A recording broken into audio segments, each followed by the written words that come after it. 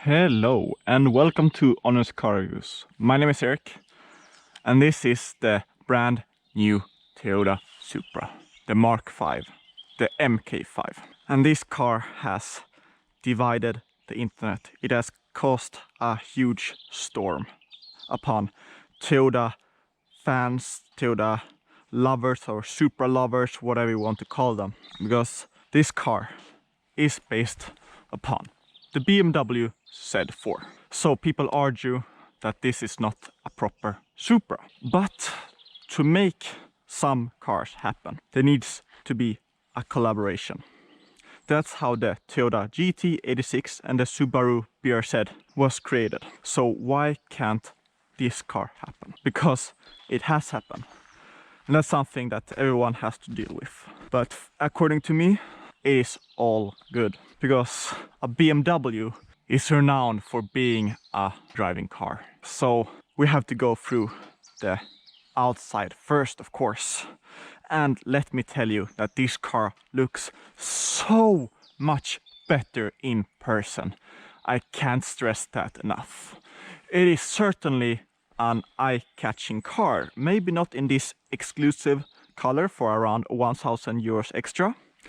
But go for the yellow and the red and you have a real gem on your hands, and people really look, because there's nothing on the road that has such a presence in terms of weirdness, uniqueness, and also in exclusivity. This is the 2020 model. There has just been announced that there will be a 2021 model with the upgraded straight 6-cylinder engine and a 4-pot turbocharged engine.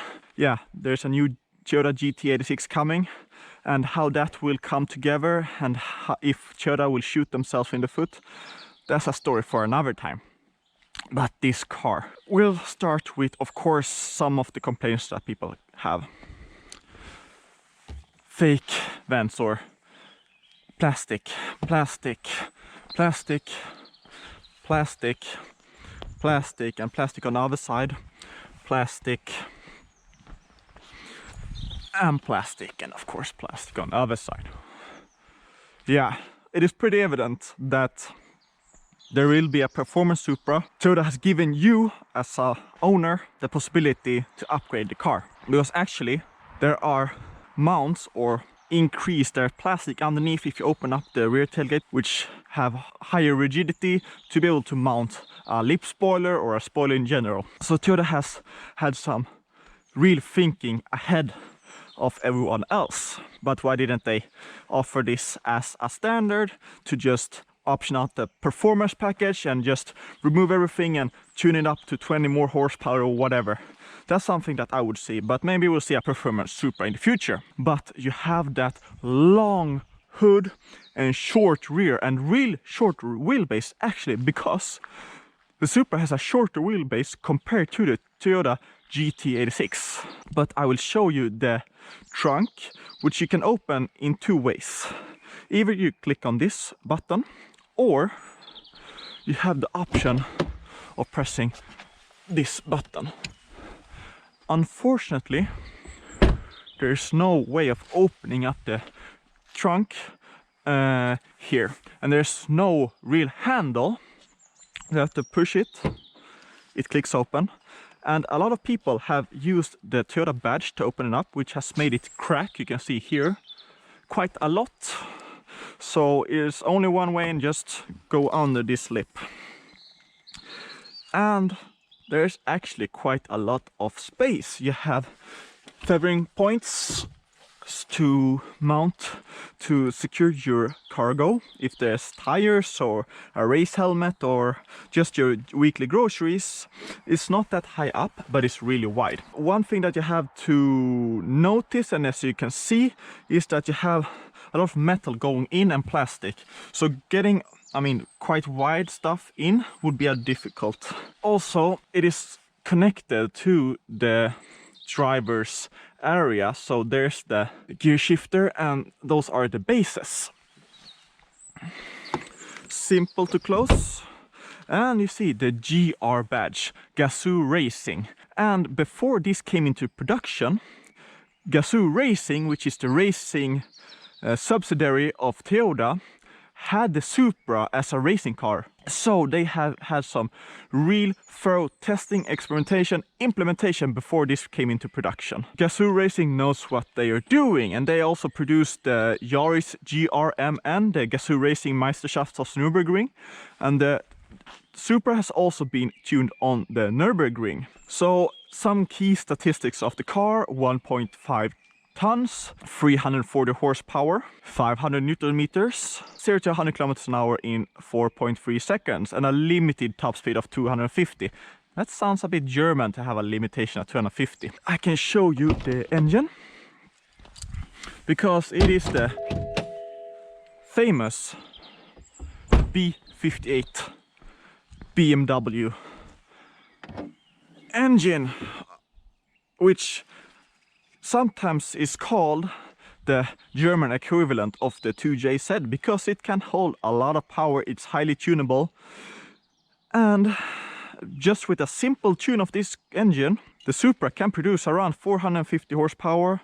Look at the Car Wow, where they have raced with Ford Mustang, and they have raced a lot of other cars, and Papadiki Racing is using this engine to make a drift car. It is a highly capable engine, and of course, because it's a BMW engine, it has some BMW logos, but Toyota has done a lot of tinkering.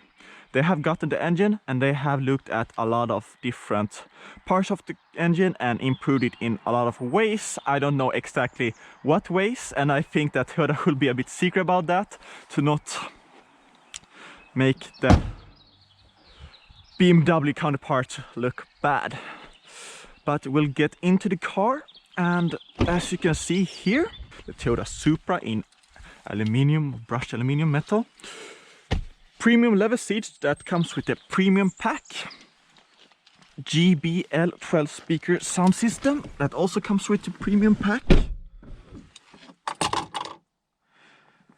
And you are met with the Toyota GT86 steering wheel, which is thin around the ring but quite thick in the middle, and this real ugly plastic inlay which they could have removed.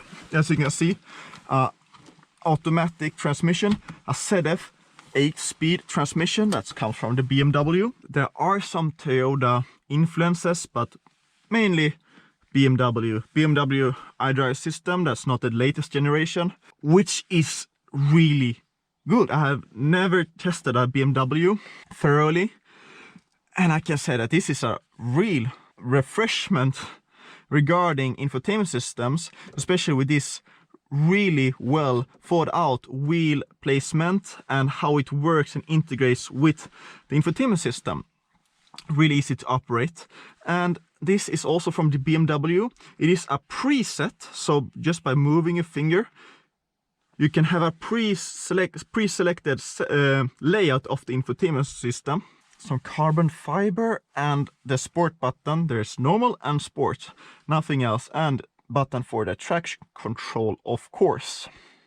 The seats are more on the comfortable side. They are a bit bolstered, but they are not like those race bucket seats. In general, it is quite a nice place to be. However, these side parts are, you can see they're a bit inclined towards the legs, as it is here as well. And you can see there's been some wear and tear, because when you're going into corners, you are leaning your legs towards the sides, and you can see some real flexing and some real wear and tear, and you can hear there's some flexing and some sounds. It sounds quite bad. Speaking of sounds, when you start the car up and it's cold, the rear, I don't know, axle, the rear part of the car sounds like plastic and plastic. It clicks, it rattles around, and it sounds like it's almost about to break. I've talked with people that have reviewed this car before, and it hasn't sounded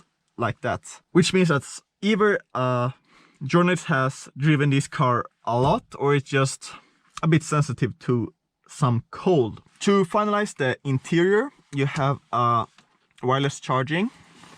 My phone fits there really well. I don't have wireless charging. You have the standard USB charging cable, but it sits there perfectly. But getting it out, because you have a cigarette lighter, it's a fiddle to get it out. But that's all well and done. There's not that much storage compartment. There's nothing underneath here. This can't be opened. There's enough space for your drinks, and actually this is the car key from BMW. We have to start the car, of course, and some minor crackles, not too much, because I mean normal the car is, or the engine is warm. If it's in sport, it sounds much more fruity. In normal, and the automatic transmission works like a charm. Like any other car, the ZF transmission is smooth, but still shifts rather quickly. But as you may hear, there's a lot of tire noise, so it can be a bit like sitting in a tin can when talking to a passenger and having some music on. Either you have to choose to have the music really high to hear it, or to tone down the music and talk to your passenger. You can't have both,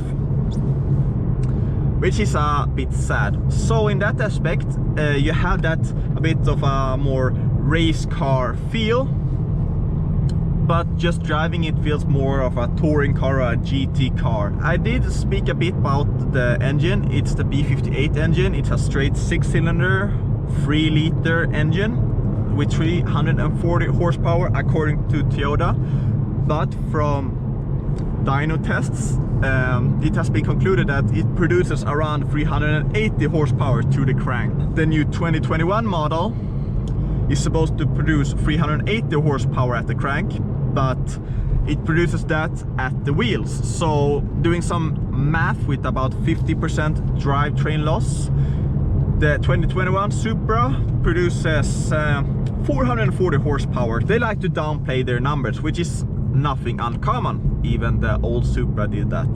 But putting into sport, that's where stuff happens, and the car comes alive with that shorter wheelbase. It really helps the car turn into corners. Putting into manual just by flipping it to the left.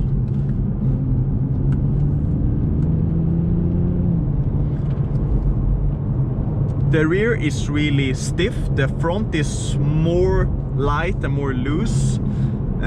The 2021 model has actually been stiffened with some braces, and I will put my driving gloves, because driving this car on some twisty roads, it's a special occasion, you know. The sun is coming down. There's been some rain, but we'll take it easy. I'll explain how it feels. You hear some wheel spin because of it's wet, but the traction control kicked in, and actually, even though you have the traction control off, it's still really manageable, because you have some Michelin Pilot Super Sport tires. and two 75s at the rear and two 55s in the front, staggered combination, and it really sticks on the road. And when you accelerate, the rear squats a bit, which really helps with traction. So if you want it to be, it can become a drag car, which the MK4 was, or it can make this into a pure track car to attack corners and beat lap times. You can have it both ways, and you can tune it in both ways if you wanted to, but just buying it and appreciate it for what it is, I can see myself doing that. I would like a manual. Every single gearhead would like a manual to just roll through the gears of this 6-cylinder engine. That would be a real treat. And I know that Akio Toyota wanted this car to be built, and I think that he also wanted this to be a manual, because he's a gearhead at heart, and I understand why he wants it. So thank the VD or CEO of Toyota for this car to happen, because it's his baby as well. There's some cracks from the rear. It's such a treat to drive. Such a treat to drive. But I have to talk about the price.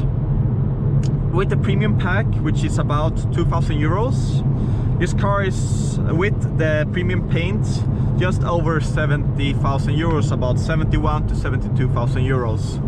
So that puts it in quite an interesting price bracket, where you have the Alpine A110, you had the BMW Z4, which from tests that I've seen on internet, the Toyota is faster and it's more aggressively set up, but you have some competition from BMW M2 competition and some other car manufacturers.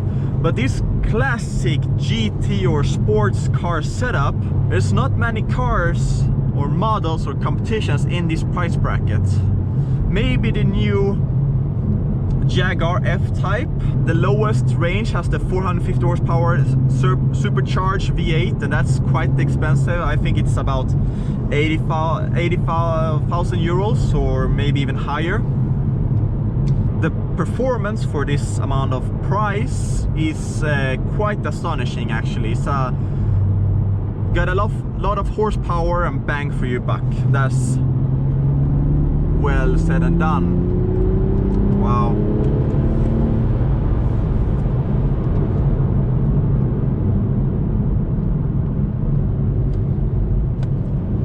It's a blast to drive. It's putting a smile on my face.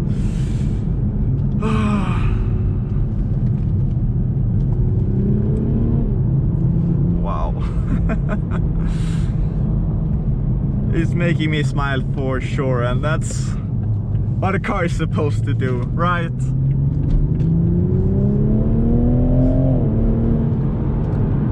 To get people to look aside from Porsches and established brands, you have to do something special.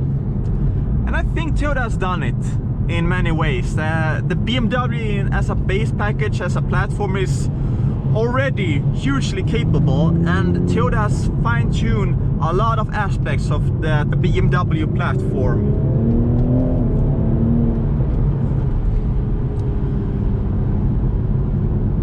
And I think Toyota will continue to improve it, especially with the 2021 model. I think that Toyota will stick for a long time with the Supra, or as long as they can, with today's world, with the COVID and emission regulations. But there is some magic to it. There is something special. There's something there. There's something Toyota has done. It's so fun to drive. But I would like some more craziness from it. But what was the Mark IV Supra? It was a bit restrained, but still fast. It has a capable engine, but not the fastest. It was the tunable side that made people fall in love with the car. The MK5 is the exact same concept. It is the same idea. So why doesn't people love it? I don't know. The looks has grown upon me, certainly, and it turns heads. It's, oh, wow. Hats off to Toyota. They made it happen, and they stick to the old concept that made the Mark IV great. It is a true successor to the Mark IV. It truly is. This is my review for the Toyota Supra Mark V. Well done, Toyota. See you next time.